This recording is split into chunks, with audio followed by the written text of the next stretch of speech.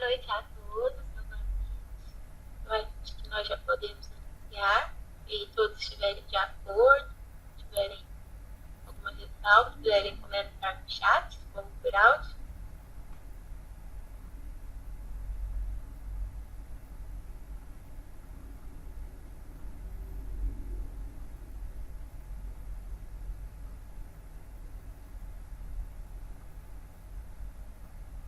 Estão me ouvindo? Sim. Podemos iniciar nosso encontro? Ou tem mais alguém? Vocês convidaram chegando? Tá chegando. Acho que pode iniciar, né? Então tá bom. Boa noite. Então, vamos dar início, né, ao nosso ciclo de palestras do Mosaico Cultural, né? É um encontro online promovido pelo grupo de pesquisa Movimento, Sabedoria, Ideias e Comunhão, Mosaico UFLA. Nesse encontro cultural, temos como objetivo manter nosso diálogo e nosso foco com os propósitos do grupo de pesquisa, que é produzir e socializar conhecimentos, manter a nossa mente ocupada com reflexões que nos ajudam a inspirar e pensar a nossa cultura latino-americana e clássica. Então, a primeira palestra da noite é a escravidão e a espiritualidade no Brasil colonial, com as autoras Ana Paula Batista Protásio, graduação em História pela Universidade Estadual do Maranhão, UEMA, graduanda em Pedagogia pelo Centro Universitário Internacional Unisser, mestranda pelo Mestrado Profissional de Comunicação no Programa de Pós-Graduação da Universidade Federal de Lavras, UFLA, na área de Práticas Educativas e Meio Ambiente. Pesquisadora do Grupo de Pesquisa Movimento, Sabedoria, Ideias e Comunhão, Mosaico, da Universidade Federal de Lavras, UFLA. Atua como professora na rede de ensino público estadual do Maranhão e também na rede privada do município de Urbano Santos.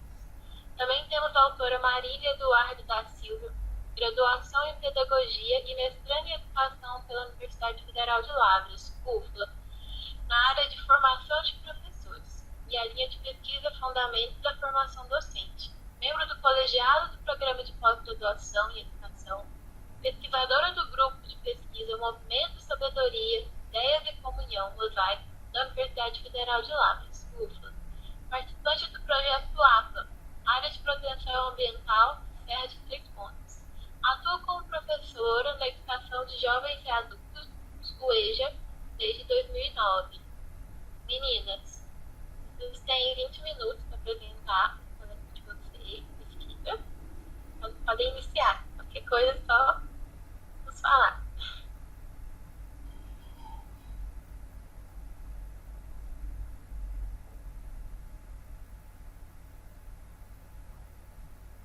Boa noite a todos. Vocês estão me ouvindo bem? Estão me vendo? Sim, Maria. Sim. Então tá jóia. Então, meu nome é Marília, né? Já fui apresentada muito bem pela Paula, né? Ana Paula? Maria Paula ou Ana Paula? Maria Paula. Maria Paula. Então, é com muito prazer que a gente está participando desse encontro hoje. E também somos parte da família Mosaico, né? Meu boa noite a todos, né, membros da família Mosaico, todos participantes desse encontro de hoje. Em especial meu mestre, né, Vanderlei, meu professor, meu orientador. Então, esse texto, né, quando a gente teve esse desafio de apresentar esse texto, de escrever, eu e a Ana Paula começou a discutir o que a gente ia escrever. E como a minha pesquisa é voltada para questões raciais, pelo histórico do negro no Brasil, e quando a Ana Paula descreveu para mim o histórico do Maranhão, aí a gente em conversa, a gente viu que a temática combinava, né, com a questão do Vieira, do século XVII, a questão dos negros, e a gente quer buscar essa temática dentro da perspectiva que a gente estudava, né, que a gente pesquisa. Mas a gente quer deixar bem claro, né, que a gente não é uma estudante do Vieira, né. Eu conheci o sermão 14, né, que faz parte desse texto, a partir da minha pesquisa, né, quando eu fui aprofundar mais sobre o histórico dos negros no Brasil, e li o sermão 14 do Vieira, nessa perspectiva histórica dos negros no Brasil colonial, e comecei a refletir sobre a questão dos negros, na questão da educação dos negros nessa época. E veio de encontro com essa perspectiva dos índios, do Maranhão, né, e tal.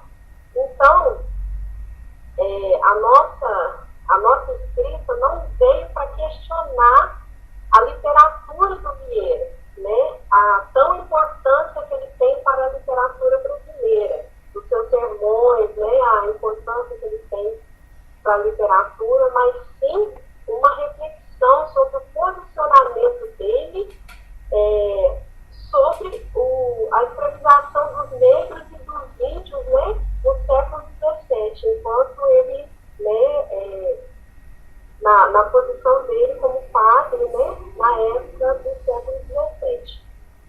Então, eu vou passar a palavra para Ana Paula, aí ela vai fazer uma pequena parte para você, do lado da apresentação.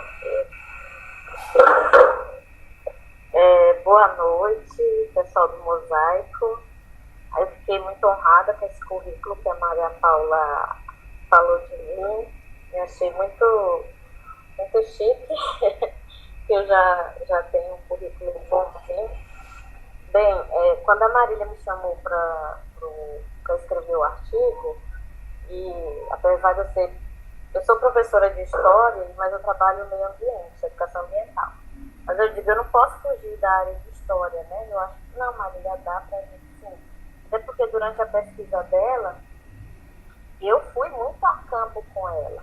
Então, eu me sinto parte da pesquisa dela, porque eu, querendo ou não, eu fiz parte. E aí, eu, como professora de história, eu fiz uma disciplina chamada Maranhão Colonial, e eu estudei a questão da escravidão no Maranhão, estudei a questão da escravidão indígena, escravidão negra no Maranhão colonial, e também o padre Antônio Vieira, não profundamente, estudando a fundo, mas eu vi na disciplina. Então eu achei que poderia encarar essa com a Marília, encarei e deu um pouco certo, né, Marília? E nós vamos apresentar agora o trabalho. Eu gostei do trabalho, acredito que é um trabalho bom. Eu gosto muito de mudar de escrita, eu não gosto muito de ficar só com o tema. Eu acho que quando a gente abrange também outros materiais, fica muito bom para o nosso conhecimento. Ainda mais eu que dou aula na educação básica, e a gente estuda um pouco, a gente não se priva só a um tema. Pode botar, Marília, a gente trouxe alguns slides só para situar vocês um pouco do nosso trabalho, para a gente se situar também. Marília vai colocar aí para vocês.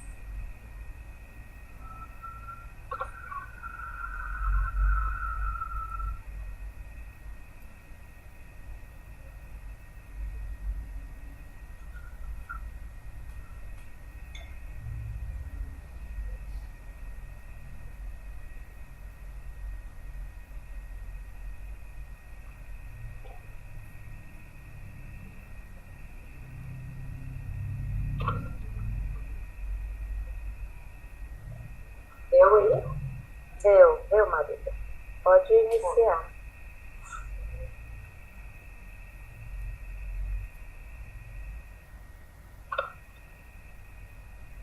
Então, o nosso é a escravidão e espiritualidade no Brasil colonial. Né?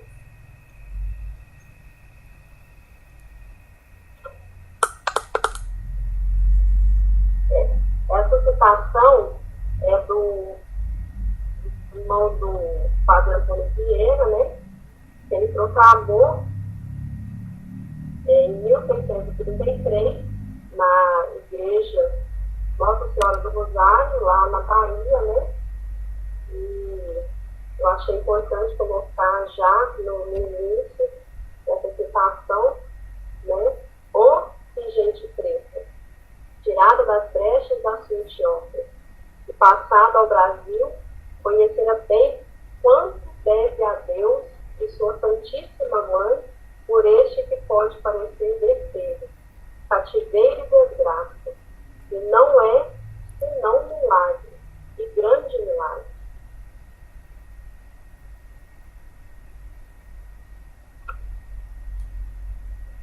Adiante.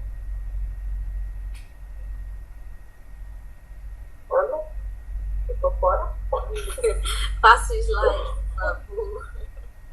Passei. Bom, eu escrevi preferencialmente essa parte que diz sobre a exploração dos indígenas e o domínio português. Então, para falar de Brasil, para falar de período colonial no Brasil, a gente tem que falar primeiro da chegada dos europeus no Brasil. E, a princípio, quem chegou ao Brasil, os primeiros europeus que chegaram ao Brasil foram os portugueses. E foram justamente quando houve a chegada desses portugueses que os nativos que aqui estavam, os índios que aqui estavam, geraram o que a gente chama de miscigenação desses povos distintos. Lógico que não foram só os portugueses, né? Portugueses, holandeses, franceses, mas aí eu coloquei os portugueses, que foi esse início de período colonial dessa chegada. Então, esse processo aí, esse início que vai dar o domínio português. E esse domínio vai causar um choque cultural para aqueles que ali estavam, que eram justamente os nativos, os indígenas. E os portugueses, os europeus que chegam, eles decidem por escravizar esses nativos, esses indígenas. Afinal, a terra é uma terra completamente diferente de tudo que eles imaginavam que fosse. Uma terra tropical, uma terra fértil, uma terra que pudesse explorar. E ali estavam pessoas de uma cultura completamente diferente, de um choque cultural, causou um choque cultural entre os dois povos. Só que, para a surpresa de muitos, né, para a surpresa dos europeus, para a surpresa, houve resistência indígena. O que hoje a gente sabe, o que muitos repetem aí nas salas de aula, o que muitos... livro didático não gosto de falar muito do livro didático que existe, mas se repetido muito, é que nem quando fala que negro escravizou negro. Igual falar que índio era preguiçoso, por isso ele foi escravizado. A gente não pode falar nisso. E aí eu estudei durante a América colonial que o índio ele não era preguiçoso, ele resistiu, ele não aceitou ser escravizado, ele resistiu.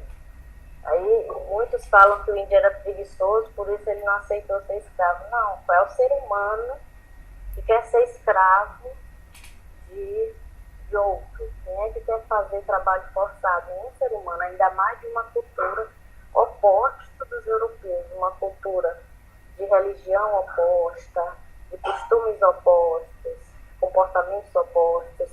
Então, houve uma resistência muito grande. E aí, eles fizeram essa resistência. Passa, Maria, o próximo. Eu coloco até uma citação do Souza e do Martins, que diz o seguinte: a princípio, ao chegarem ao Brasil, os portugueses tentaram utilizar a mão de obra, mas os nativos eram considerados preguiçosos e pouco afeitos ao trabalho. Além disso, os jesuítas também foram importantes contra a escravização dos índios, que eram considerados puros e sem malícia. A coroa portuguesa, por sua vez, vivia de lei. Os indígenas eram seus súditos, o que tornava a sua escravização algo moral e legalmente inaceitável, mas sem outro tipo de mão de obra para os engenhos de cana-de-açúcar. O uso do nativo era imprescindível. A solução ocorreu tempos depois, quando se começou a importar os negros africanos para o trabalho escravo. Então, essa situação ela fica bem clara sobre a resistência do indígena e o motivo também de procurar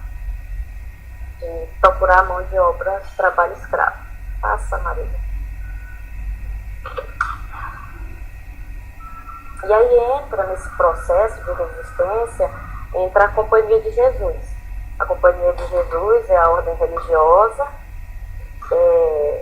do qual a coroa portuguesa manda para o Brasil, para a colônia, justamente depois daquela reforma religiosa lá do Martim Lutero, lá na Europa, e aí manda atrás de converter fiéis, né? Então, a Companhia de Jesus ficou encarregada dessa missão. Então, os grandes jesuítas ficaram bem famosos aqui no Brasil, foi o Bartolomé de Las Casas e o português Padre Antônio Vieira. O Bartolomé de Las Casas, ele é lá de Sevilha, na Espanha,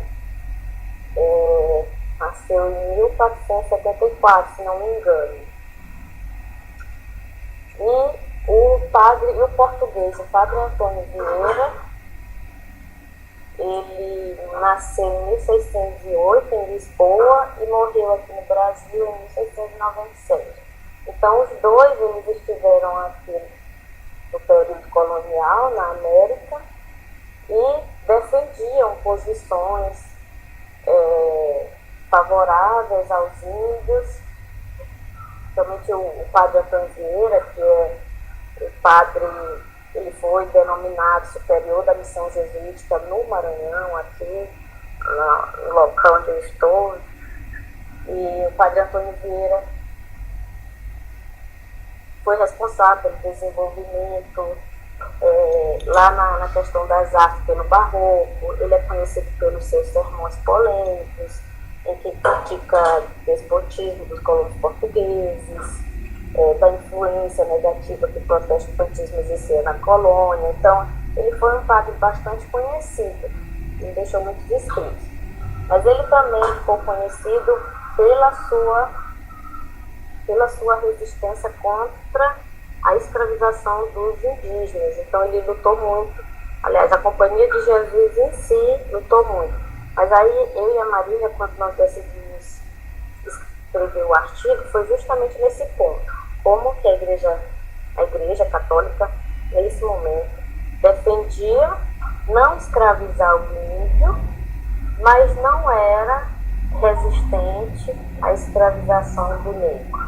Porque somente a escravização só era contra a escravização do índio, por que não do negro? E aí vai ser nesse desfecho bem aqui que nós vamos desenvolver o nosso artigo.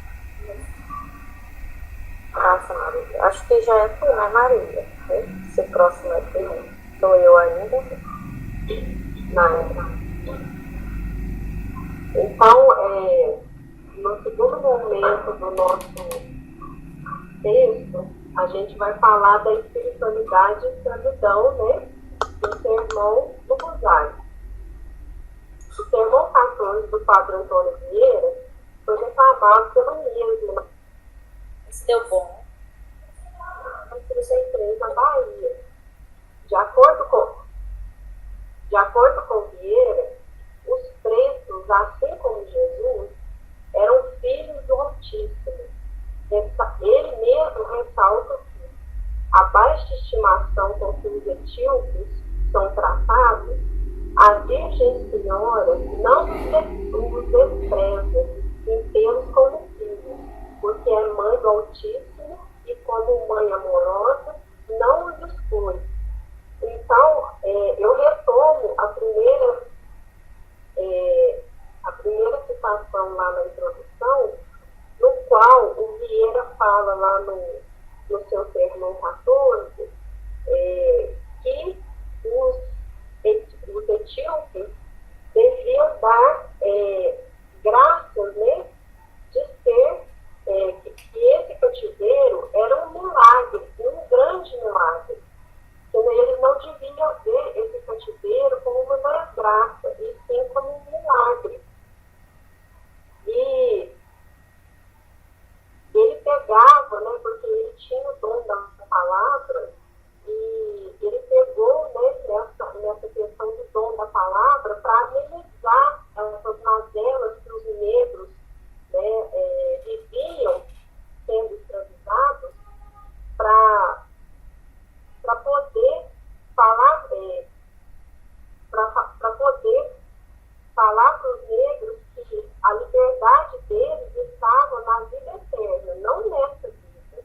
Eles deviam ser agradecidos por essa vida que eles tinham, né, de mazelas, assim como Jesus, que sofreu aqui na terra. Eles deviam comparar esse sofrimento deles com o sofrimento de Cristo, para poder ter essa liberdade, mas em outra vida, e não nessa.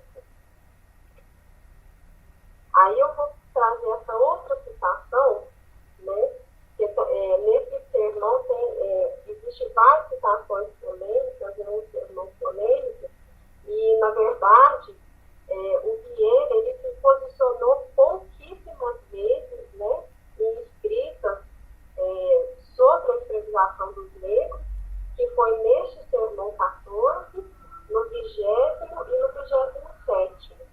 Mas esse 14 foi o mais polêmico, né?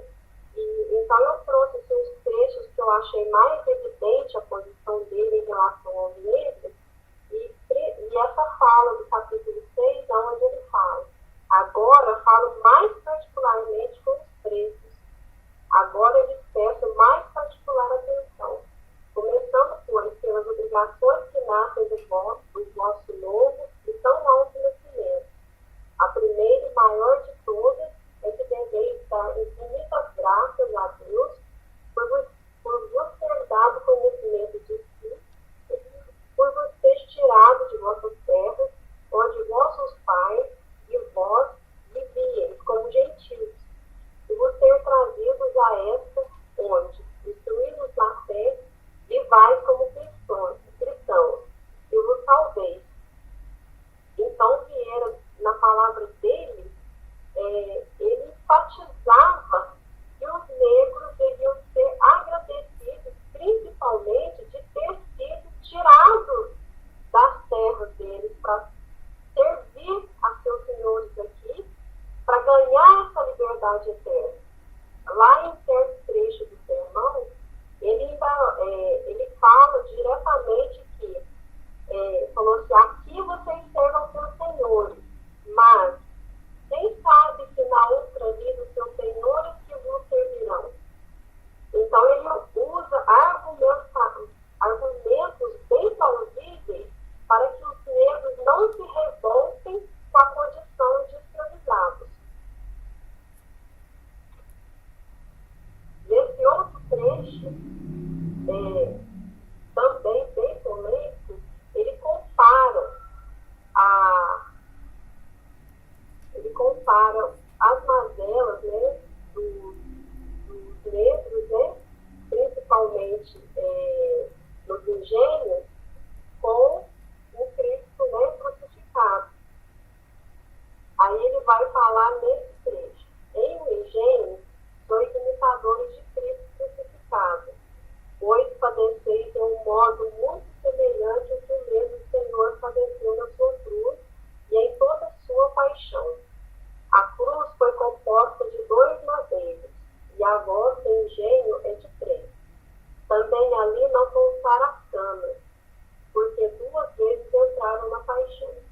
Uma vez servindo para os tetos de escárnio, e outra vez para a esponja que lhe deram o céu. A paixão de Cristo, parte foi de noite, sem dormir, parte foi de dia, sem descansar. E tais são vossas noites e vossos dias. Cristo descido, e vós descidos.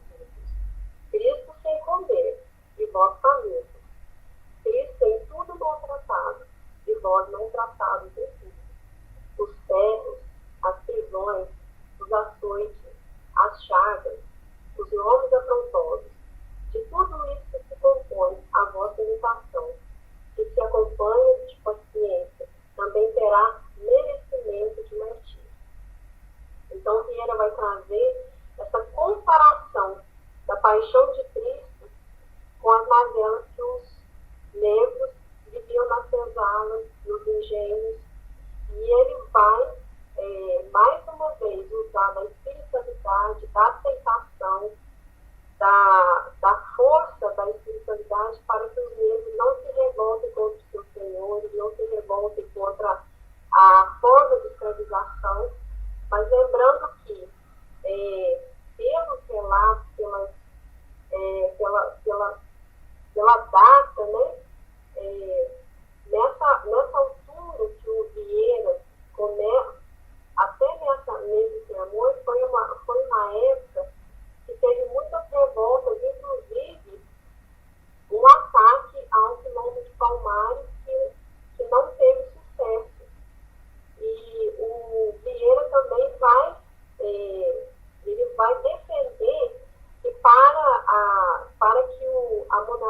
para que tenha desenvolvimento, né, colonial, ou desenvolvimento para a coroa, alguma mão escrava tem que ter. Né? É onde ele defende que uma raça tem que ser sacrificada pela outra. Ele defende que os índios sejam libertados, né? Mas ele não se impõe à escravização dos negros.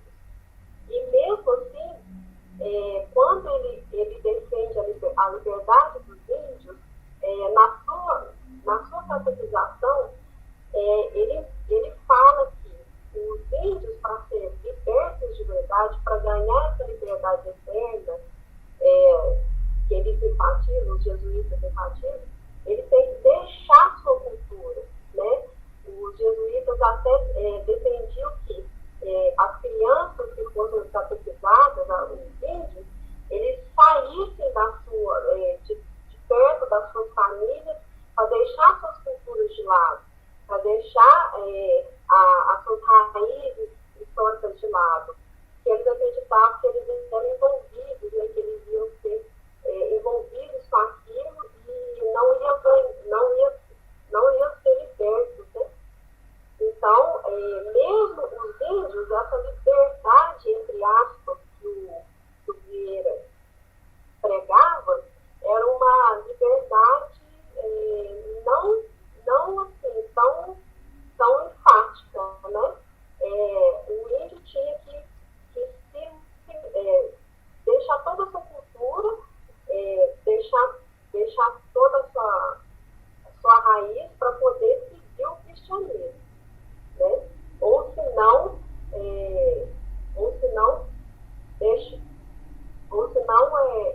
nascer, né, aquela criança nascer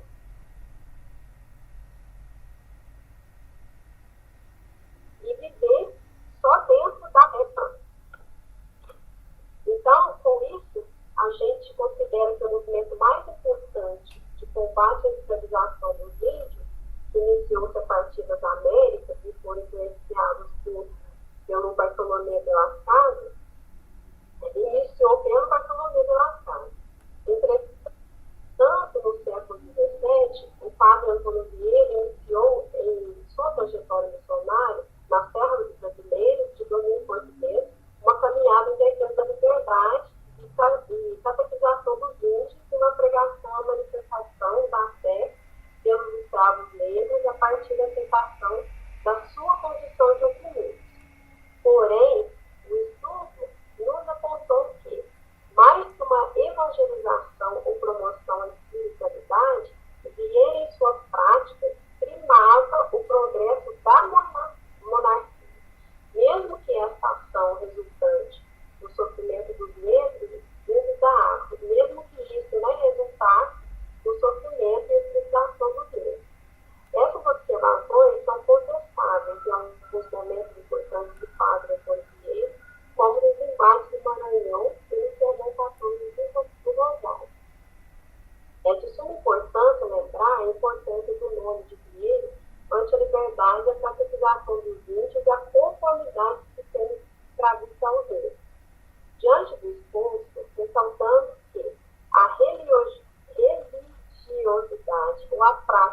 até deve estar em consonância com o direito à liberdade cabível a todas as pessoas. No entanto, destacamos que a prática do tráfico e comércio de humanos durante o Brasil colonial e a implementação arbitrária da religiosidade como argumentação em defesa de atos discriminatórios e escravistas é uma temática que ainda necessita de diferentes olhares e mais reflexões. Então, essa é a nossa apresentação.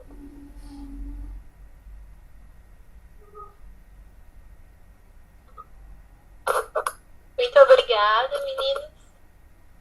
Vamos deixar os nossos comentários, né?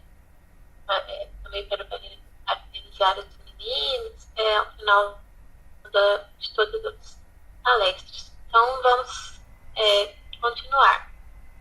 Vamos continuar com a voz popular e democrática do Cabildo chileno, apresentado por Aparecida Carmen de Oliveira, a Cida, tendo graduação em Filosofia pelo Centro Universitário de Unilabras, especialista em Filosofia Clínica pelo Instituto Mineiro de Filosofia Clínica, IMFIC-MG, especialista em Cultura Religiosa pela Faculdade de Educação de São Luís,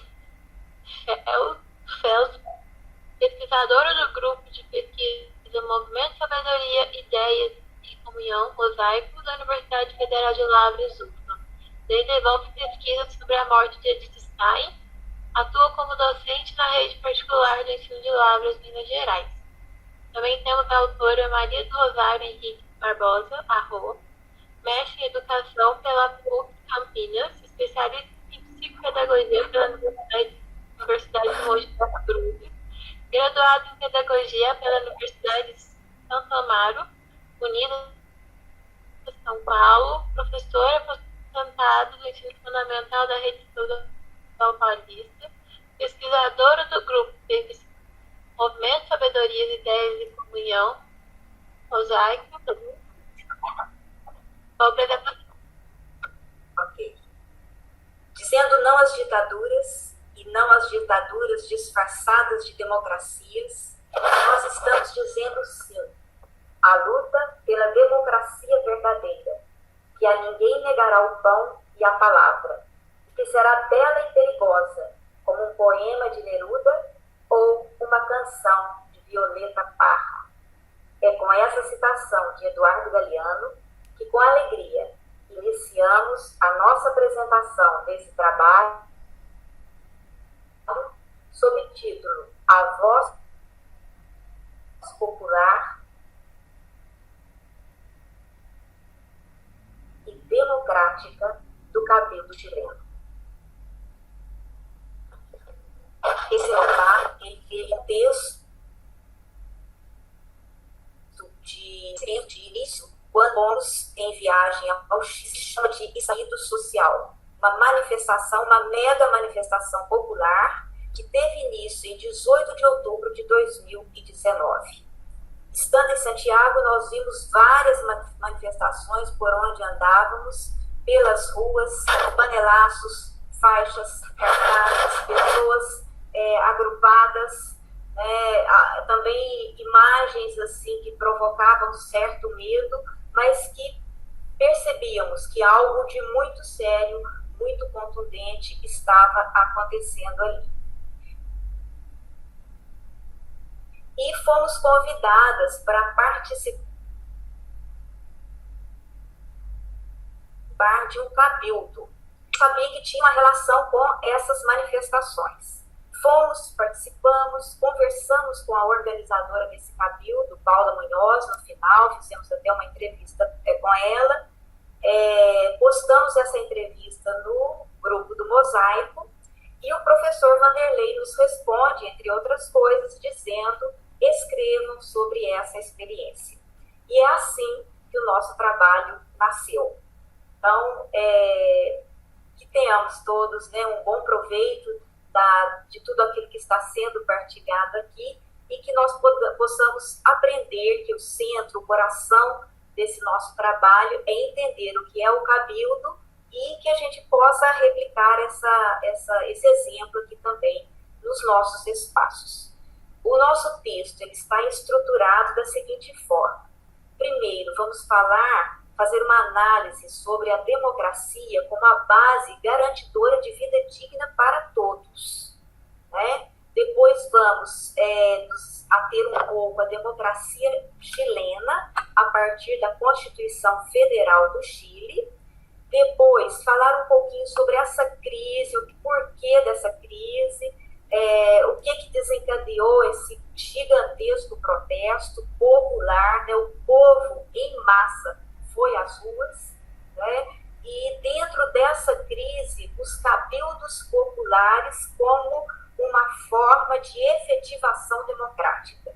E, para fechar o nosso trabalho, uma relação disso tudo com as categorias freirianas, que nos ajuda a compreender melhor esse processo. Então, passo agora a palavra a Maria do Rosário, que vai nos fazer uma introdução, uma compreensão melhor sobre a democracia.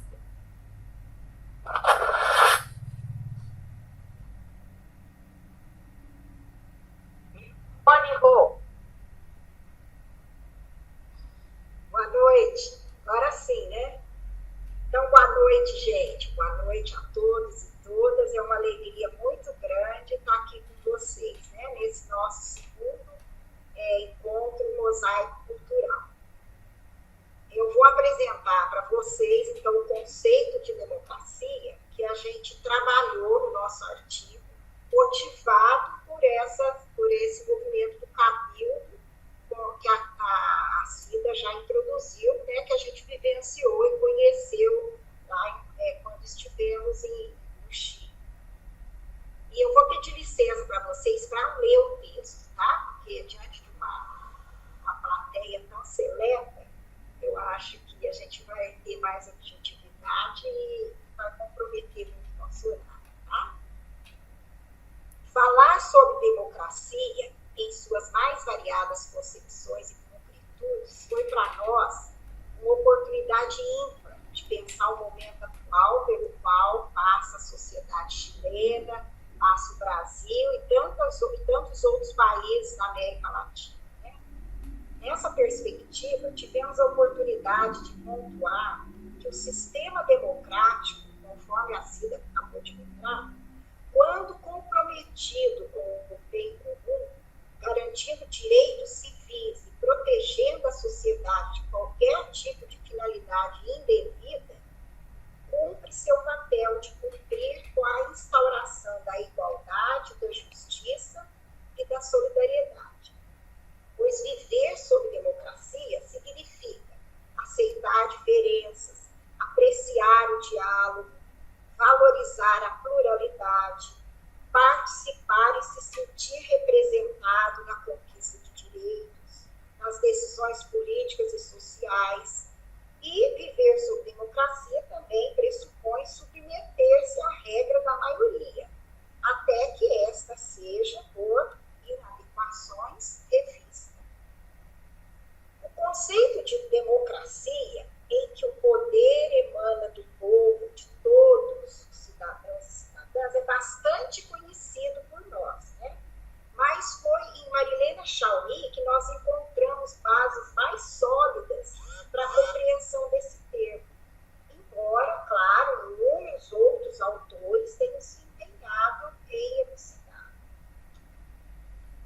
Marilena Chaui faz uma distinção muito interessante entre definição liberal e definição sociopolítica de democracia.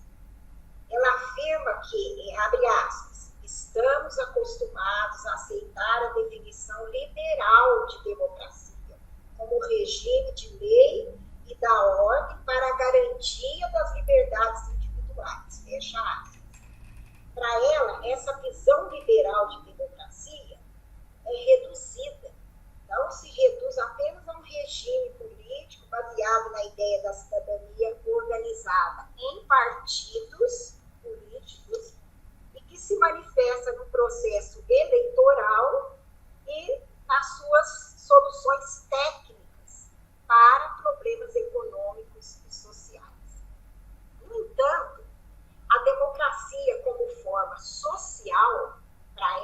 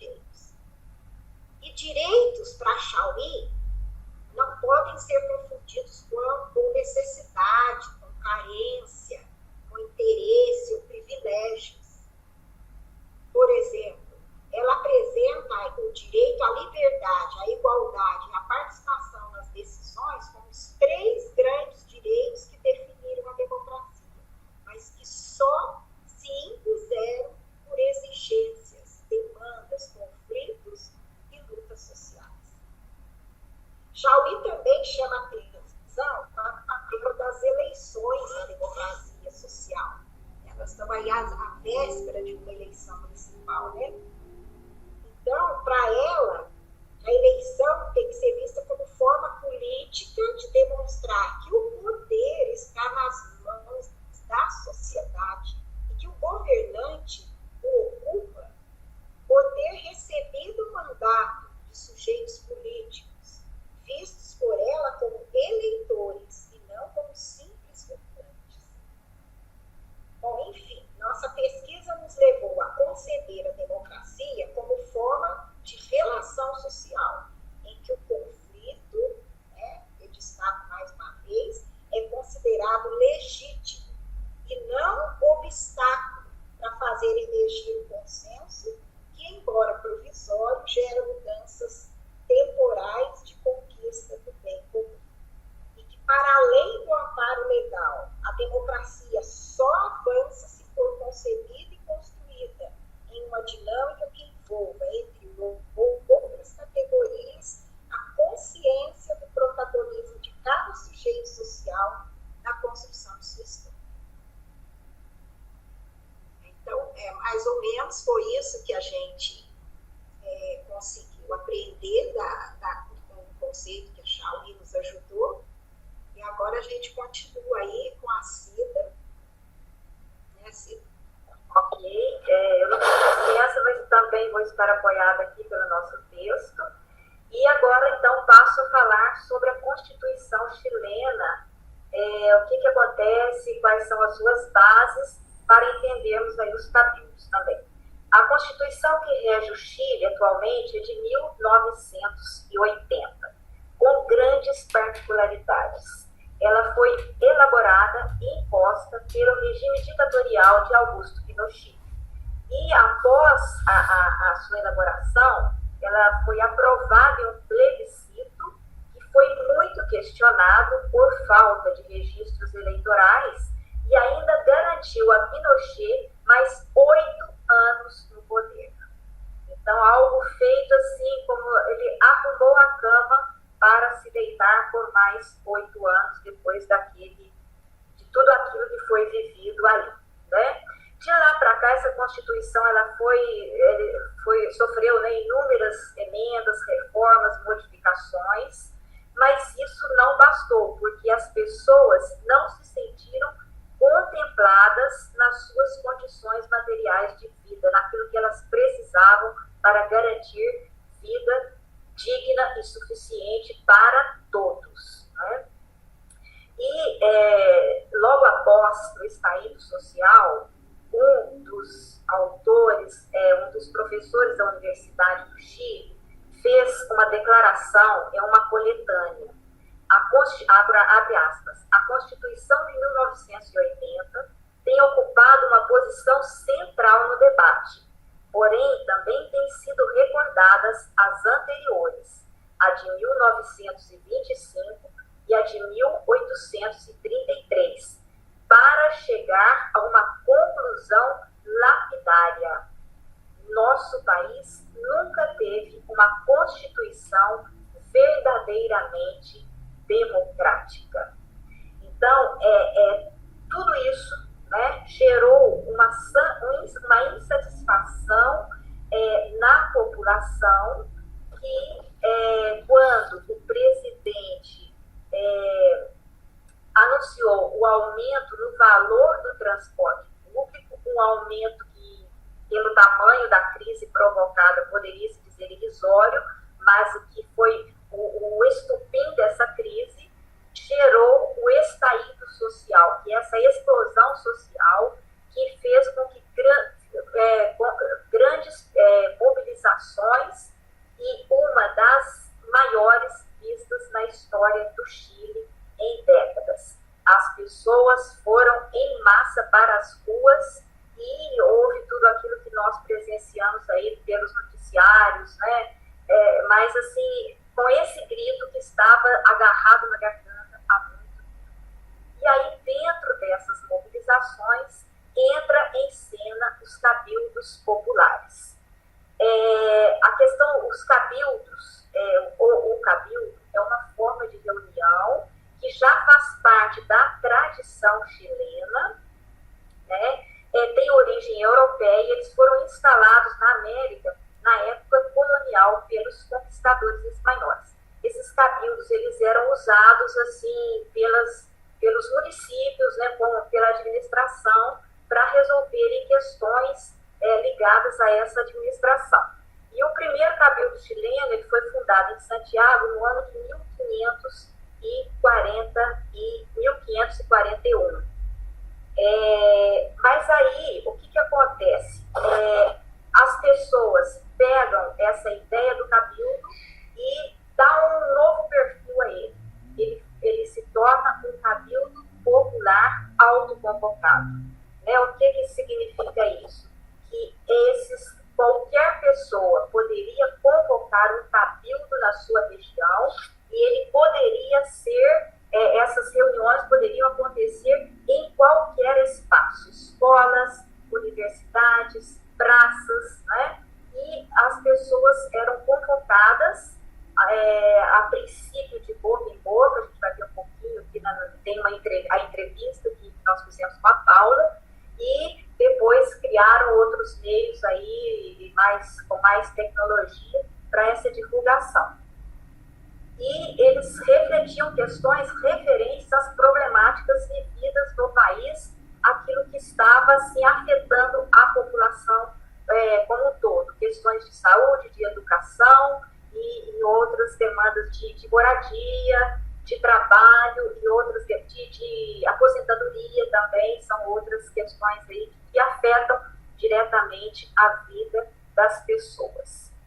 E aí nós fomos então convocadas, né, aliás, convidadas, né, para participar desse cabildo na Praça dos Domínicos, e depois a gente conversou com a Paula. E aí eu quero mostrar para vocês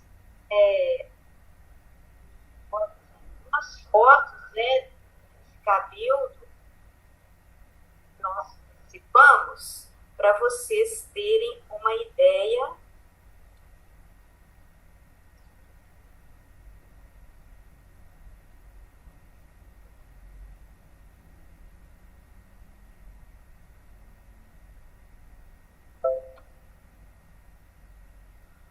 Alguém dá um retorno, vocês estão vendo?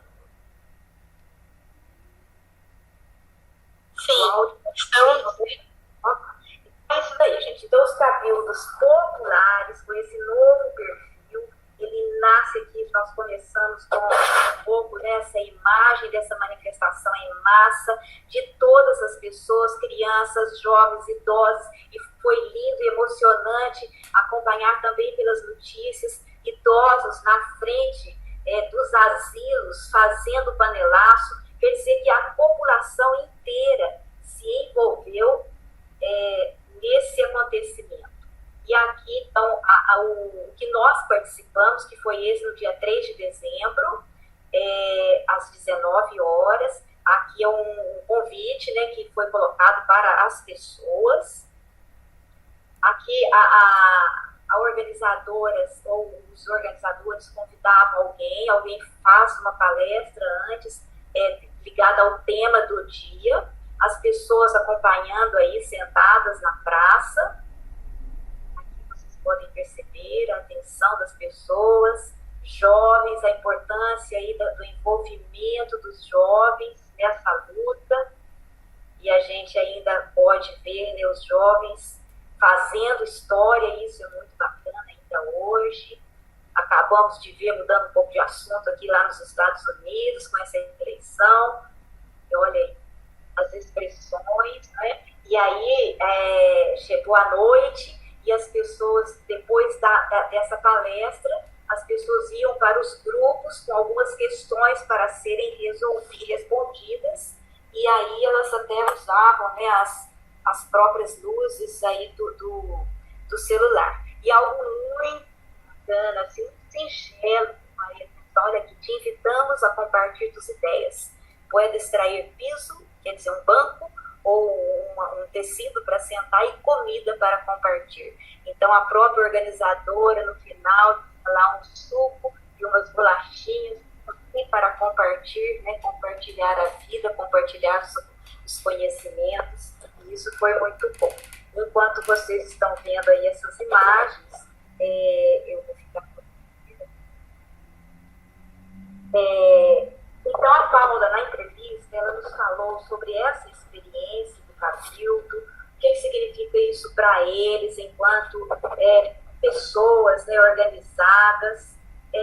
Falou assim que eles tinham reuniões semanais, isso é muito bacana, essa constância dessas reuniões, tudo aquilo que eles fizeram, e isso no final também se tornou um documento para ser entregue à prefeitura, e quando foi perguntada se achava que as autoridades iam dar devida atenção a esse documento, ela respondeu que para eles, que independente da posição da prefeitura, das autoridades, o importante era dar visibilidade a esses dados, né? Visibilidade a essa situação que as pessoas estavam passando. Também nos compartilhou conosco que o Cabildo, ele é uma forma de luta e de resistência importantíssima, porque as pessoas ali naquele espaço, o espaço mais simples, o espaço do bairro, passaram a colocar para fora aquilo que estava entalado na garganta, o seu grito de indignidade por essa situação vivenciada por tantos. E também esses cabildos populares, eles não são partidários de nenhum grupo político, sendo imparciais e abertos a todo o público. Então, todas as pessoas poderiam participar e estariam, assim, convocadas para participar desses momentos aí de composição, né, dessa nova história chilena. E ela colocou também para nós que o que estava acontecendo no Chile era falado em todos os momentos. Era na fila do supermercado, era nas festas. Quer dizer que essa indignação tomou conta da população como um todo. E ela termina a nossa entrevista falando que há diferentes opiniões, naturalmente, como vem pessoas de todos os jeitos, né, de todos os pensamentos, diferentes opiniões, é natural. Há gente que não considera a necessidade de uma nova constituição política, e há outros que sim, que consideram essa importância. E aí, né, agora, aconteceu a pandemia, tiveram que dar uma parada em tudo, né, porque as pessoas não podiam se encontrar mais, e agora, no dia 25 de outubro de 2020, a grande vitória aconteceu, aí o plebiscito, e 78,9% votou sim para uma nova Constituição chilena.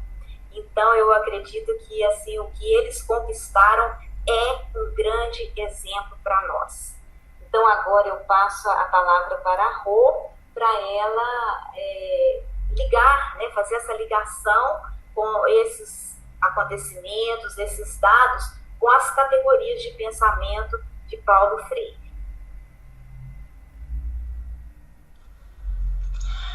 Pois bem, Cida, pois bem, pessoal, como não lembrar do Paulo Freire, né? Depois de tudo isso que a Cida colocou, depois da gente ter vivenciado esse momento lá no Chile, como não lembrar dele? E eu acho que vale ressaltar aqui que esse insight que nós tivemos para a inclusão de algumas categorias do pensamento de Paulo Freire no nosso artigo, de fazer essa relação com o que o Cabildo representa, né, lá na sociedade chilena, o projeto Cabildo pode representar para todos nós, né? Então, esse insight ocorreu porque numa das lives, dessas tantas lives que a gente participou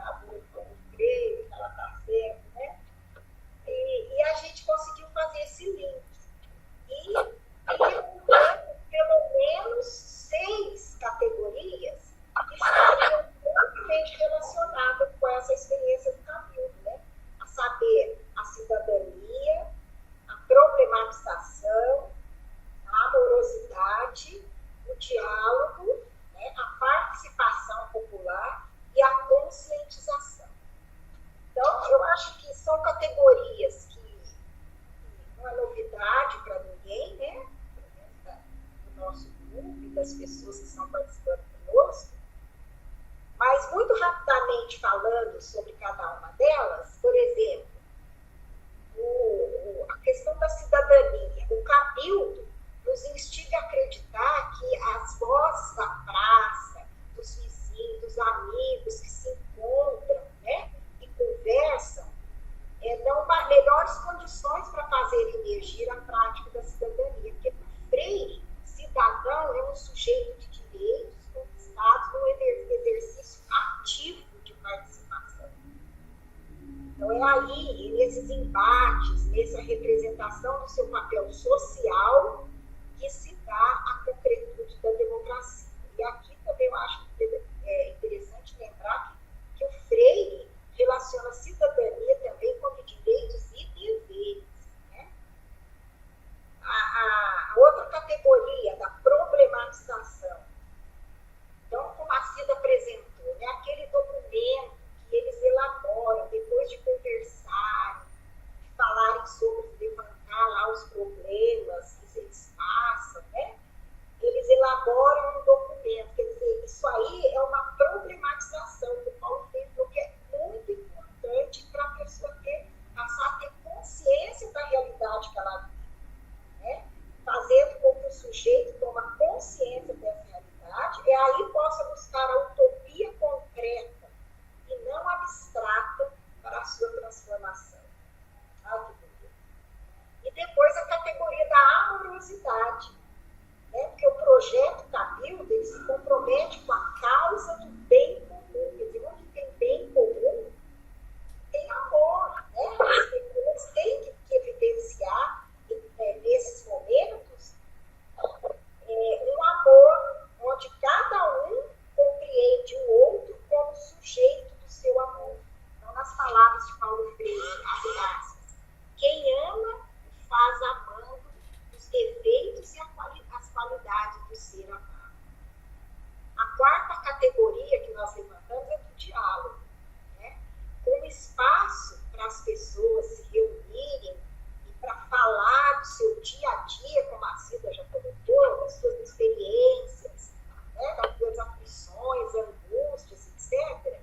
O Cabildo demonstrou ser um ponto de unidade na diversidade, façanha esta que a gente só alcança em grande parte por meio do diálogo, criando esse momento em que as pessoas possam estar juntos e dialogar.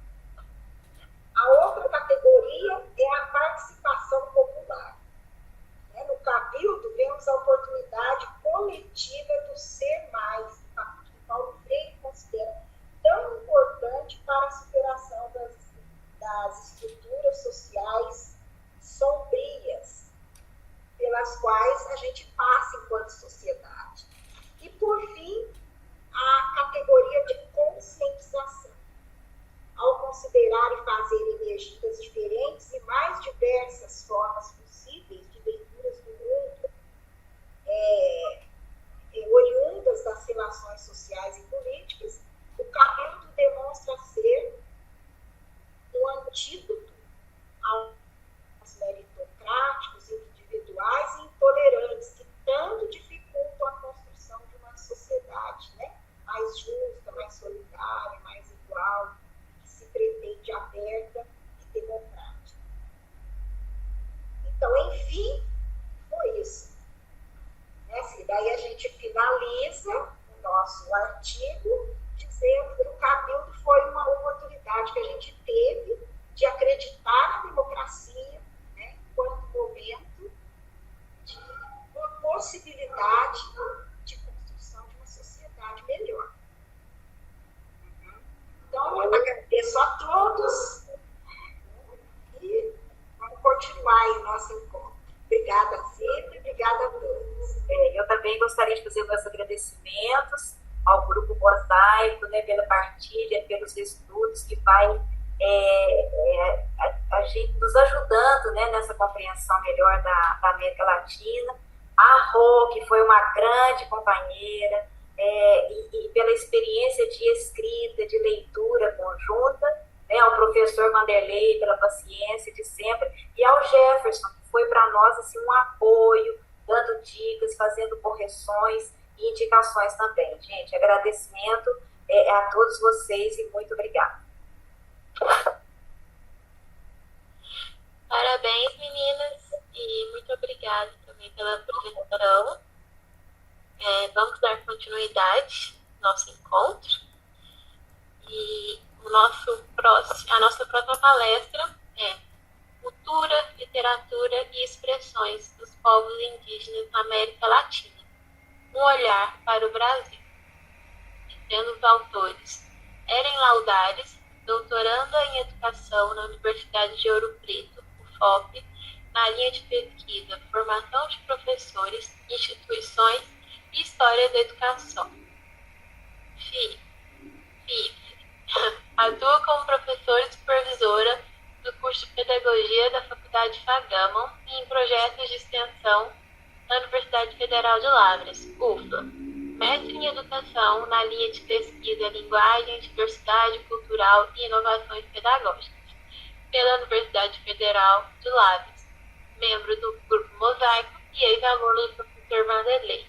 Também temos o Luan Mendonça Silva, graduando do 4º período do curso de licenciatura em Pedagogia pela UFLA, membro pesquisador, criador de conteúdos digitais e bolsista do Núcleo de Estudo em Linguagens de Leitura e Escrita, UNEL, e idealizador do blog Enredados.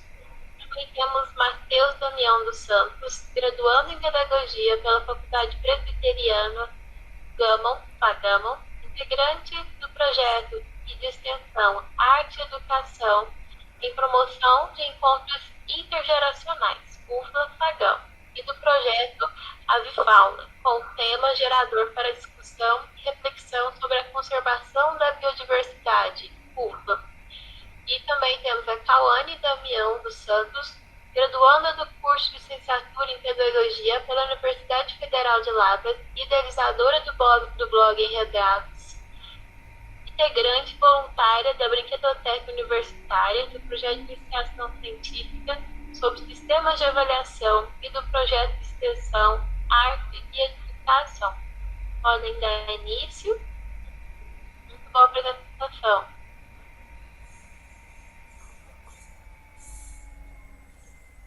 Bom, boa noite a todas e a todas, né?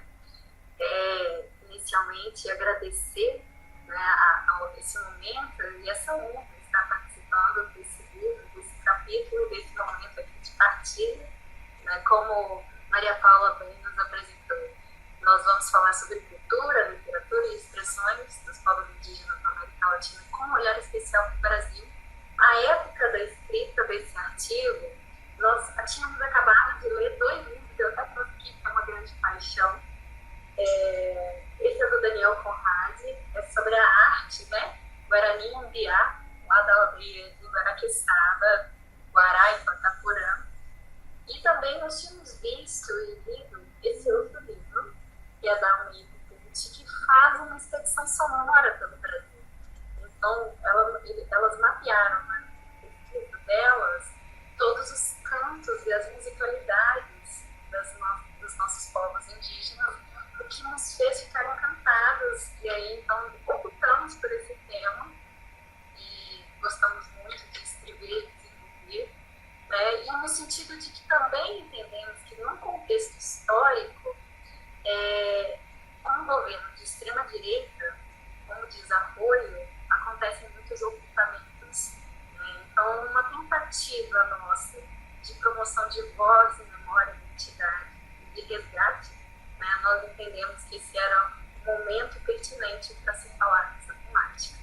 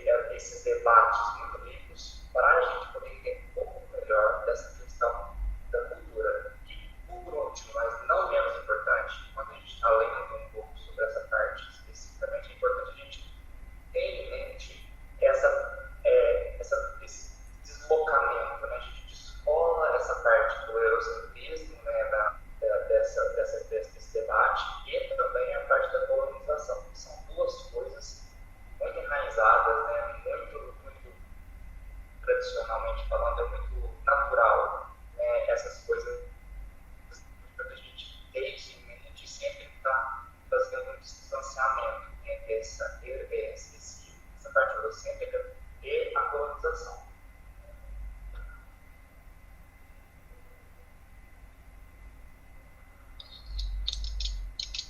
Boa noite, eu sou o Luan e no coração da América Latina nós voltamos o nosso olhar para o Brasil. Primeiro, geograficamente, na hora que a gente pega o mapa da América Latina, no coração está o Brasil. Mas por que essa escolha do Brasil? É justamente pela pluralidade cultural indígena desses povos habitantes. Segundo a ONU, por meio da CEPAL e da CELAC, o Brasil é um dos países com a maior população indígena aqui da América Latina. No censo de 2010, registrou 896.917 pessoas, dispersadas em várias aldeias nas 724 terras indígenas. Mas a pergunta nossa era, onde estão esses povos? Então, o nosso grupo decidiu fazer um mapa e dividir esses povos por regiões. Na nossa pesquisa, a gente descobriu que na região norte, nós temos 153 povos. Na região nordeste, 56 povos. Na região centro-oeste, 47 povos. Na região sudeste, 13 povos. Na região sul, 5 povos. Então, de acordo com o portal ISA, de norte a sul do Brasil, nós temos 252 povos. E mesmo diante de um cenário desafiador, desde o processo de colonização, esses povos vêm lutando pelas suas identidades, pelas suas memórias, pelas suas vozes. Então, nesse sentido, a gente quis justamente trazer a valorização desses povos, porque eles mantêm viva essa memória, essa chama viva, por meio dos seus contos, das lendas, dos mitos, das narrativas, das comidas, das danças, também da música, também das variedades linguísticas. Nessa vertente das linguagens, nós nos fundamentamos no pesquisador linguístico Rodrigues, em que ele elencou 3 troncos. O primeiro, o Tupi, com 10 famílias, o Macro-G, com 9 famílias, e também o Indo-Europeu, com 1 família. E também temos 20 famílias isoladas, onde não se familiarizam com nenhum desses troncos, e totalizando 199 línguas. Então, nós podemos dizer aqui no Brasil, nós temos um verdadeiro mosaico linguístico. E diante de tantas expressões, nós nos debruçamos pela literatura, marcada pela oralidade, dessa tradição herdada dos antepassados.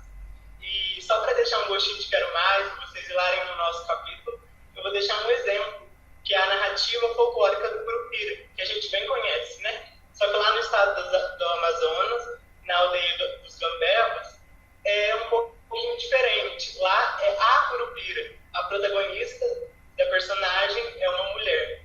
E nós queremos justamente expor isso, que para a gente respeitar, para a gente valorizar uma cultura, a gente tem que conhecê-la.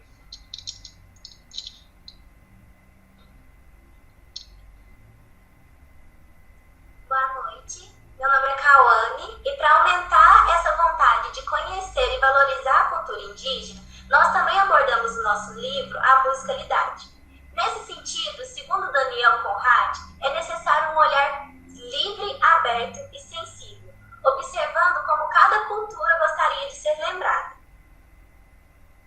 E para entender as músicas e instrumentos indígenas, nos referenciamos em 2 autoras, Magda Pucci e Berenice Almeida, autora dos livros A Floresta Canta e Cantos da Floresta. Elas organizaram uma expedição sonora por terras indígenas do Brasil e relataram a vivência desses 2 livros. Dessa forma, a música para o indígena é abarcada por uma tradição oral herdada, passada de geração em geração, caracterizada nas representações das inúmeras manifestações culturais e rituais, conectando-os à natureza, aos antepassados, aos cultos, aos deuses e à própria convivência humana. Daí surge a importância de entender o sentido e o significado dessas canções. Nessa perspectiva, há os mais variados instrumentos indígenas, que detalhamos bem no nosso capítulo, feitos de coco, bambu, madeiras, cabaças, ossos de animais, cerâmica e até carapaça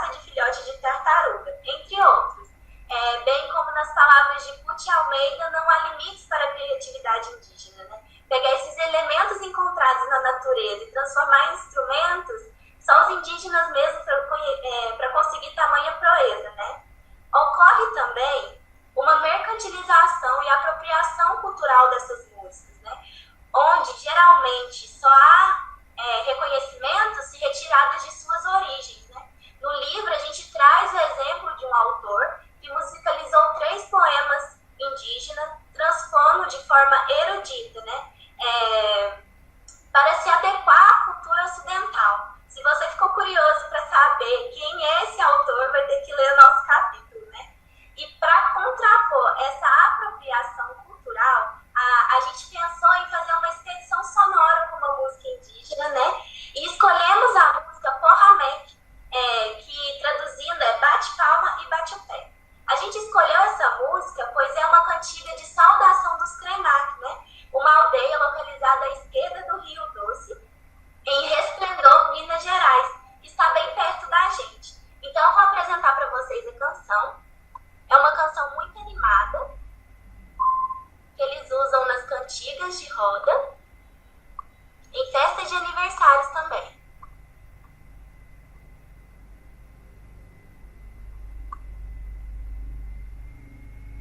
E a tradução dela é: vamos todos cantar juntos, cantar bonito, bater palmas.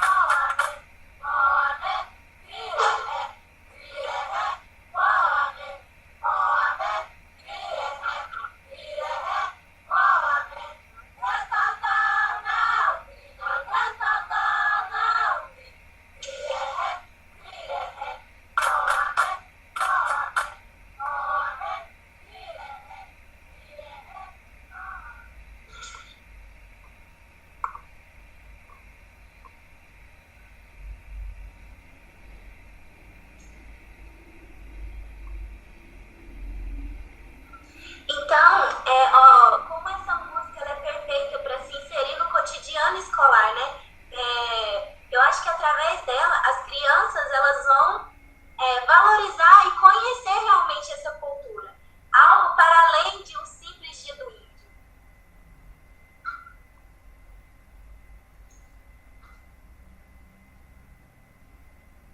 Bem, e como nesse capítulo a gente tentou então enfatizar e valorizar e falar de vozes, e conhecer a cultura pela perspectiva do indígena, nós trouxemos o depoimento então do Tiago, que então a gente espera que a nossa cultura seja mais divulgada e que os não índios conheçam os índios, queiram conhecer a cultura, a língua e saibam que a gente também é ser humano e que precisa mais atenção.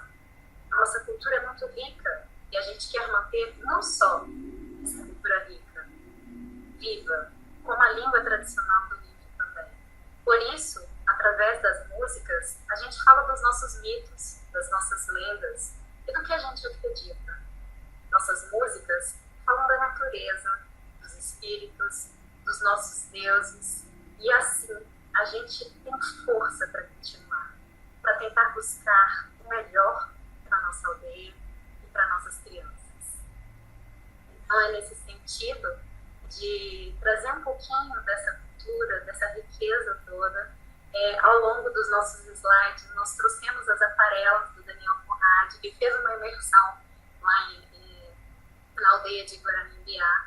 Mas o que nós queríamos trazer, aproveitar esse primeiramente, quero agradecer ao professor Vanderlei, né, que quem já foi aluno dele, quem passa por ele, não tem como não se modificar, não se transformar. Ao Grupo Mosaico, o qual tenho honra de fazer parte, e pelo convite, esse estudo nos proporcionou muito conhecimento. E a todos vocês que estão aqui hoje, compartilhando conosco, aproveitando o ensejo também para homenagear o Daniel, né, com essas aquarelas lindas, um artista plástico que nos deixou em 2017, mas que com certeza deixa um legado aí imortal. Né? Então, boa noite a todos. Obrigada.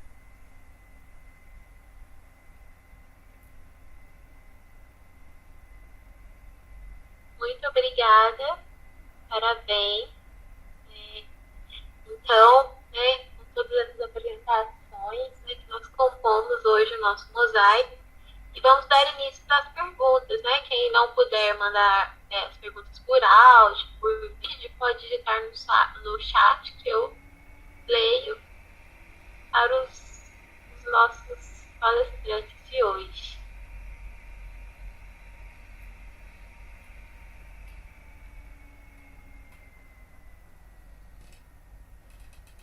Alguém disposto a abrir o microfone ou escrever no chat? Hoje eu quero me dirigir agora diretamente a Ellen, Matheus, Luan e Cauane.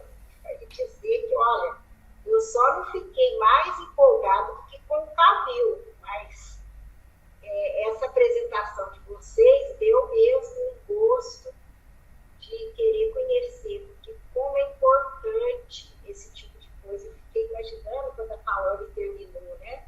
A fala dela falando muito melhor do que a gente comemorar o Dia do Índio, né? Fazendo cocá com as crianças, pondo fantasia de índio. É cantar uma música dessa, que nós adultos gostamos, a gente se empolga, né? Então, eu acho que aqui gostei muito mesmo, e eu queria deixar, então, só essa observação, né? Muito bacana. Só não é melhor que Cabil, viu?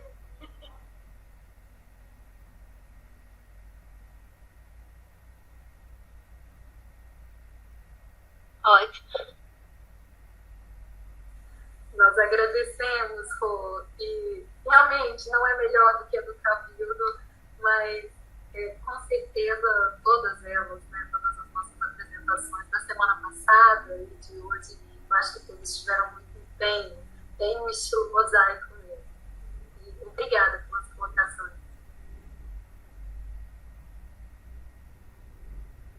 Ana Paula, você que tinha aberto sua câmera, você quer dar alguma pergunta? Não foi sem querer que eu abri. Sim. Então, eu queria já fazer uma pergunta, né, para Ana Paula, para Marília, né, que vejo que uma de vocês é graduada em História, né, e durante o meu percurso na educação básica, né, eu sempre estudei em escolas públicas, e eu sempre utilizei dos livros didáticos, né, já tem um tempo, né, que eu ainda não sei como ficar agora, porque eu só atuei, né, dos anos iniciais, mas nos anos finais, né, da educação básica, ainda era muito esse pensamento colonialista. Então, a minha pergunta, né, já dando a importância do trabalho de vocês, dessa pesquisa riquíssima, né, de como romper esses pensamentos de conformidade colonialista, né, que já estão ali nos livros didáticos, que já fazem, meio que obrigam, né, alguns docentes a ter que expor esses pensamentos perante os alunos.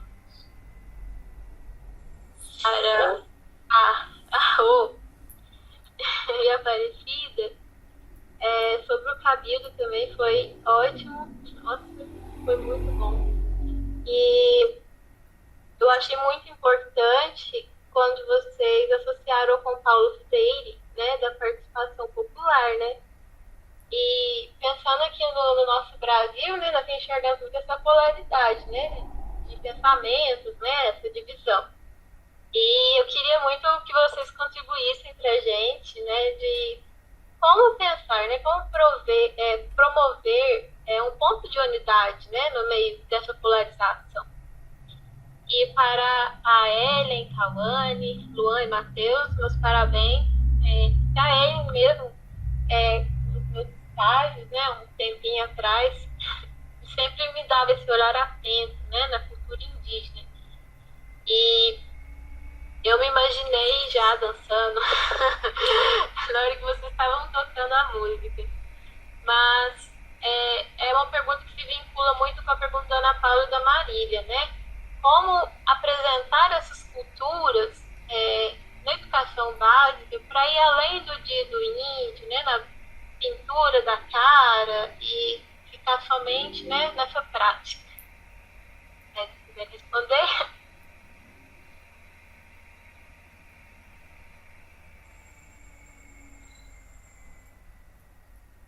Já pode responder? Pode.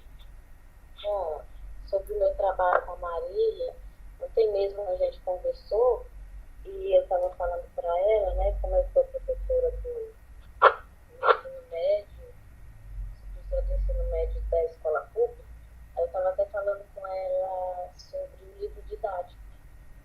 E eu conversei com ela que eu tinha acabado de dar aula recente, acho que tem nem um mês que eu dei aula sobre os africanos no Brasil. E que o livro didático que eu trabalho, bem no início, falou justamente de como os africanos tratavam os africanos, porque é repercutido que o próprio negro escravizava o negro. Eu digo, olha Maria, mas o livro didático aqui na escola que eu trabalho, ele já vem abordando diferente. A primeira coisa que ele fala, ele já diz, não é bem assim, ele já vai abordar um pouco diferente. Então, eu acredito que atualmente está mudando assim, muita coisa. Eu acho, né? Pelo menos os livros didáticos que eu procuro, eu como professora, eu busco as informações mais precisas para trabalhar com o meu aluno, não trazer essas informações que vêm se repetindo, como muito preguiçoso, não trazer isso, assim como não colocar como o Brasil fez prova de Cabral, não trazer esse pensamento. Então, não repetir essas frases, mas eu como professora, não é repetitivo. Mas eu acredito que o livro didático, a educação básica, ela muda sim, ela vai mudando conforme o tempo. Tem livro didático muito bom, o que eu trabalho é muito bom, é igual o Livro Boulos, e ele traz novo pensamento. Mas aí cabe o professor também, né? Cumprir com esses dogmas que foi implantado no nosso ensino básico.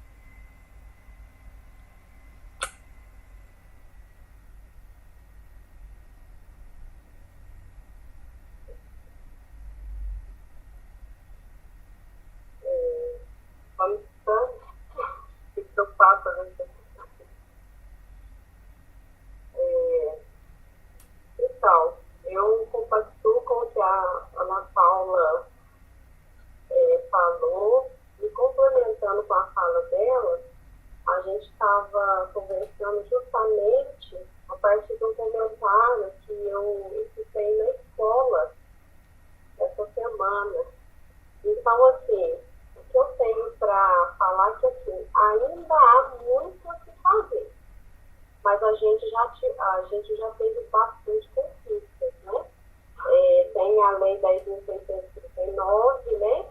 Que é obrigatório os estudos, né, sobre os temas dentro, né, da África, sobre a africanidade aqui no Brasil, mas ainda tem um conceito muito enraizado, né, dos negros serem descendentes de escravizados, né? Eu até postei hoje na minha página lá do Facebook que os negros não são descendentes de escravizados.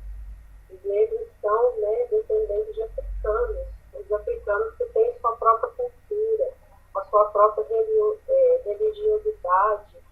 própria raiz, né? E esses conceitos vão além disso. Essa semana eu participei de um encontro lá na Unilabra, e eles trouxeram o conceito também de quilombo, né? Que o quilombo é uma organização de negros refugiados, negros fugidos.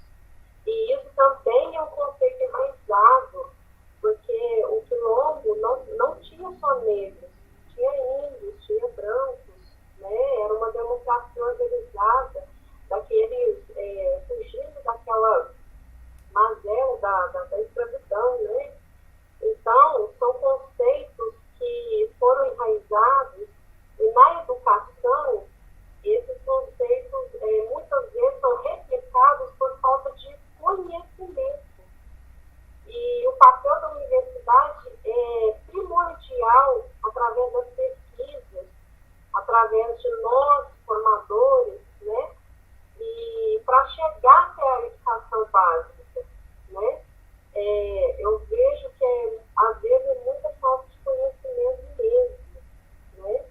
E essa semana, quando eu conversava com uma outra professora, ela falou sobre essa questão que o Deus chegou aqui, mas já eram escravizados na sua terra.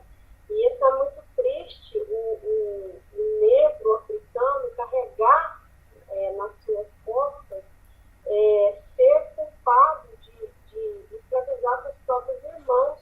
E por isso ele chegar aqui no Brasil, né, como escravo, né, isso não justifica, né, isso é um conceito muito enraizado, né. Então, como quebrar isso?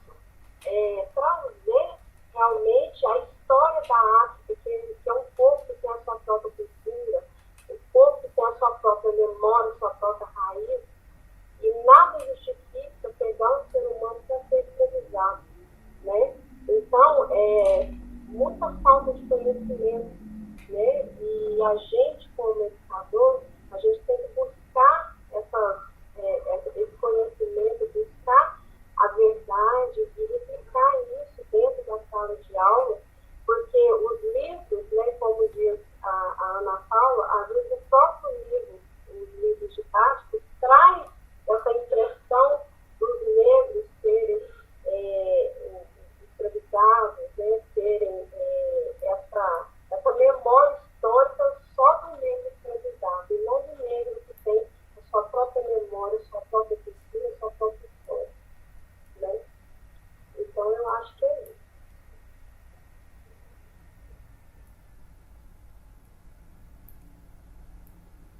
Muito obrigada, meninas.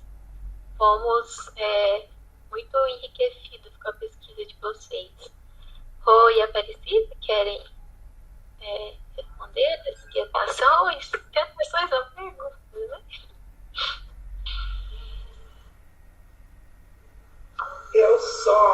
Maria Paula, eu vou só lembrar, em relação à sua pergunta, uma coisa que a Cida sempre cobra do nosso grupo Mosaico, né?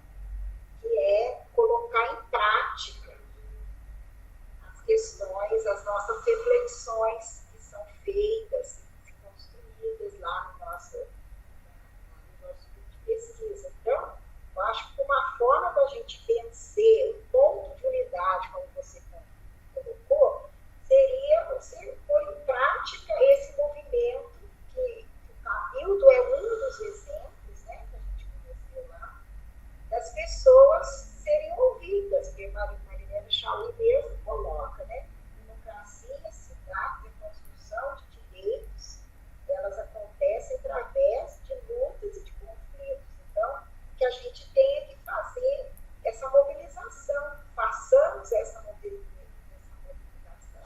que a gente tenha essa disposição para a luta. Eu acredito que seja assim, né? Cida. E para mim, assim, eu acho que a gente percebe, né? Eu acho que talvez até a pergunta venha daí, essa coesão lá no Chile, essa luta, o povo realmente envolvido, que a gente percebe que falta aqui no Brasil. E com esse estudo que eu percebi assim, que falta muito também, é uma educação que se envolva com a política, uma educação política. Porque o que nós temos? Nós não temos jovens candidatos, não temos propostas, uma política que olhe o bem comum, e que a coisa, assim, na América Latina como um todo, ela passa, às vezes é o marido, é a esposa, não sai da família, quem entra não quer sair, e fica na mão dessas pessoas que não têm essa consciência política. Então, eu acredito muito nesse trabalho da educação, que forma pessoas, que reflete, e que nós precisamos fazer essa virada aí, de introduzir jovens que realmente tenham esse compromisso com o bem comum, com um compromisso partidário mesmo, né? Porque quanto mais ao descaso a gente deixa de lado essa questão política, mais esses que já estão aí, os coronéis, né, que estiveram a vida toda, estão aí pegando tudo. Então, acho que a importância de se pensar uma educação nesse sentido, e uma educação séria mesmo, de formação de jovens para assumirem politicamente as gestões, né, nos municípios, no país como um todo. Mais ou menos, eu acredito que vá por aí a linha, né, de raciocínio e de resultados e de respostas a isso. Muito obrigada, meninas. Excelente reflexão. Ellen, Cauane, Luane, Matheus. Então, Maria Paula, que delícia de pergunta, né? Primeiro, só destacar que as 3 apresentações de hoje, que perpassou entre elas essa questão das vozes, do conhecimento, né? Como é importante. Se nós pensarmos, então, na perspectiva do apoio, quando fala de outros sujeitos e outras pedagogias, ou até mesmo no livro Currículo, Territórios em Disputa, tudo nos leva a ver que é preciso esse olhar e esse conhecimento. Quem são esses sujeitos? Quem são esses povos tantas vezes ocultados? Né? E como olhar para eles? Então, nada melhor do que o conhecimento. Né? Então, sem dúvida, como dizia Darcy Ribeiro, né? O criador indígena é igual um homem, né? Dos outros homens. E é assim que eles se operam, e operam o mundo. Então, nesse sentido, reforçamos a questão das vozes, né? De como é importante ouvi-las. E aí, na perspectiva do professor, do docente, é importante conhecer as culturas e respeitá-las, e por meio desse respeito promover as nossas crianças esse conhecimento também. E quanto às crianças, nada mais gostoso, porque elas são tão abertas sempre às nossas propostas. Então, ao invés de dar a galinha pintadinha, com todo respeito, não quero protesto de direitos autorais, de estar citando um exemplo que a gente sempre vê em escola, né? Por que não trazer os nossos cantos e as nossas culturas, e toda a nossa riqueza, a nossa diversidade? Então, tudo parte do princípio do conhecer, né? Do princípio do estar ciente, estar dentro. E aí a gente volta a reforçar a leitura desses 2 livros, dessa expedição sonora. Eu acho que toda a escola com educação infantil e ensino fundamental, tanto iniciais quanto finais, deve ter um repertório muito rico, e são QR Codes, né? Coloca o celular ali e rapidinho você já está naquela aldeia, conhecendo. E para quê? Quais são os rituais que tem essa música, como a Cauane nos trouxe, né? São aniversários, rodas de conversas, e no momento de introspecção, quais são os cantos? E por aí conhecendo e proporcionando esse conhecimento. Acho que é a grande palavra aí, e vozes, né, nesse destaque. Então, eu acho que é um pouco disso, e trabalhando nessa perspectiva, sem dúvida, vamos enaltecer aqueles que tanto merecem ser ouvidos.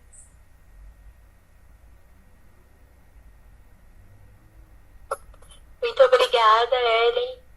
Que ótimo exemplo que você nos enriqueceu.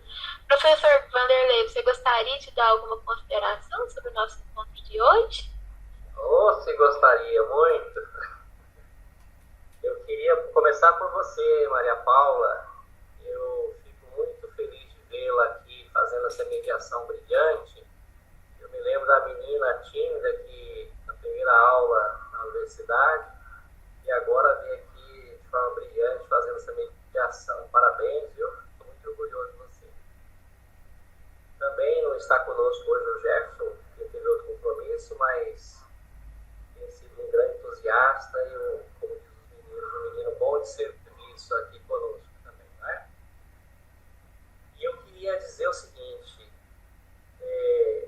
hoje vendo a Ana Paula, Marília, Cauane, Luan, Matheus, Dagmar, Cida e Ricô fazendo as apresentações, eu fico muito feliz porque eu sou um semeador de ideias, de sonhos e é muito bacana ver as pessoas compartilhando essas mesmas ideias, esses mesmos sonhos. E hoje nós podemos ver aqui vários temas que são fundamentais, são constituidores daquilo que nós somos. A escravidão, a espiritualidade, a cultura, a literatura, a democracia, a política, enfim, grandes temas que são importantes para todos nós. E isso tudo ajuda a entender a nossa cultura, a nossa história e a nossa identidade.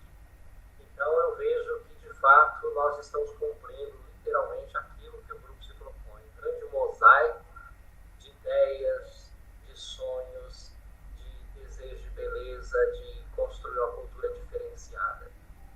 E se a gente olhar essa ideia da política, que hoje foi uma tônica que está presente e perpassa as diferentes falas, nós vemos que é realmente necessário esse compromisso ético e político de todos nós, de forma muito acentuada dos jovens, como a Cida bem salientou, no sentido de assumir o protagonismo, esse envolvimento, para que a gente possa mudar a cara do nosso país e da nossa região latino-americana. E a gente tem que ter motivos de esperança. Nós vemos todo dia cenas que são lamentáveis, falas que são uma afronta à dignidade das pessoas, mas, por outro lado, a gente olha a Argentina mudou o rumo da política, a Bolívia mudou o rumo da política, os Estados Unidos mudam o rumo da política, as pesquisas apontam as eleições no próximo domingo nas principais cidades como possibilidade de mudança, e tudo isso evoca para mim esse espírito do cabildo, essa vontade de participar, de transformar e fazer com que as coisas sejam diferentes. E o mosaico existe exatamente para isso, para esses diferentes olhares, cada pessoa, cada um no seu lugar, no seu olhar, da sua vivência, da sua experiência, contribuir na construção desse mosaico cultural maravilhoso que nós queremos construir. E vocês estão construindo de forma estrondosa. Então, de minha parte, um grande abraço a vocês, o meu afeto, o meu carinho e muito orgulho de vocês todos que falaram, daqueles que participaram. Então, eu só tenho a deixar aqui a minha gratidão a cada um e a cada uma, tá bom? Grande abraço a vocês. Muito obrigada pelas considerações, professor Vanderlei. Acho que todos nós aqui temos que agradecer, porque em algum momento da nossa formação você nos ajudou a ir adiante. A Dulcineia falou que gostaria de falar. Então, Dulcineia, se você quiser falar agora. Olá, gente, boa noite. Primeiramente, eu quero parabenizar, né, a todas e a todos, né, que fizeram uma brilhante apresentação e provocação também, né? Começando com Marília e Ana Paula, que trouxeram grandes falas que me deixaram bastante indignada, né? Quando se fala de opressão através da religiosidade, então, realmente, a gente fica indignada, e a pergunta também que eu queria fazer, né, que religiosidade é essa, né, como colocou bem a Cida, que invade culturalmente, né, que mantém a opressão, uma ação antidialógica, né, como Paulo Freire bem colocou, né, nas suas teorias. Mas aí vem a Rô com a Cida e fala do cabildo, né? E aí vai acendendo umas esperanças, né, na gente, quando elas falam dessa união, dessa organização, né, de aprender a dizer a sua palavra, como Fiore bem colocou no prefácio da Pedagogia do Oprimido, esse cabildo retrata uma ação dialógica muito diferente do que foi feito na época colonial, né? E aí vem o Matheus, a Ellen, né? A Cauane, o Luan, e traz uma sugestão até de prática, de um caminho, né? Uma luz que fala dessa questão de realmente trabalhar com a cultura do povo, das pessoas, né? E não simplesmente acabar com elas, né? E promover uma única cultura. Então, gostei demais das apresentações e muito obrigada. Boa noite a todos e a todas e até a próxima.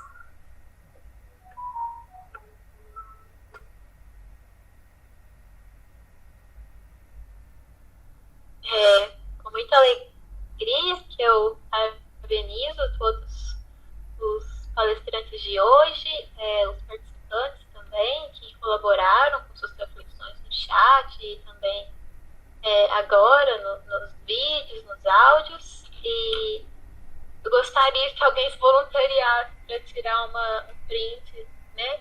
A gente pudesse abrir a nossa câmera. Jefferson ou Luan, que está aqui presente. Maria Paula. Oi. Antes da foto para registrar nosso momento histórico aqui, eu queria dizer o seguinte: fiquei muito feliz com a participação de algumas pessoas aqui hoje nesse nosso evento e queria reforçar o convite para que se aproxime e venham fazer parte efetivamente do nosso mosaico, porque nós temos muito que construir juntos, tá bom? Então sejam todos bem-vindos, todos bem-vindos. Bem-vindos. Bem-vindos. Luan, você tira o print pra gente?